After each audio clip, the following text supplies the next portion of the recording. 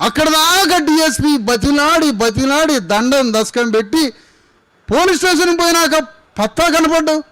కనీసం పోలీస్ స్టేషన్లో భోజనం చేస్తా సార్ 2:30కి నాకు చిన్న రూమ్ చూపించండి అంటే ఈడ భోజనం చేయడం కుదరదు అన్నాడు. అంటే రోడ్డు మించి మొత్తానికి పోలీస్ స్టేషన్ తీసుకొచ్చిండుగా, ఆయన పని అయిపోయింది. సరే మొత్తానికి ఎఫ్ఐఆర్ మొత్తం కేసు అంతా మళ్ళా రికార్డ్ చేసిండు, మొత్తం రాసిండు. ఆ రాసిన దాని తర్వాత ఇక ఆ హామీ ఆ రోజు రోడ్డు మీద ఇచ్చిన హామీ ఏంటంటే ఎఫ్ఐఆర్ నమోదు చేస్తాం, రిమాండ్ చేస్తాం, అవసరమైతే ఈ రాత్రి చేస్తాం, లేదా రేపు ఉదయం వరకు చేస్తాం, మధ్యాహ్నం వరకు చేస్తాం అన్నాడు.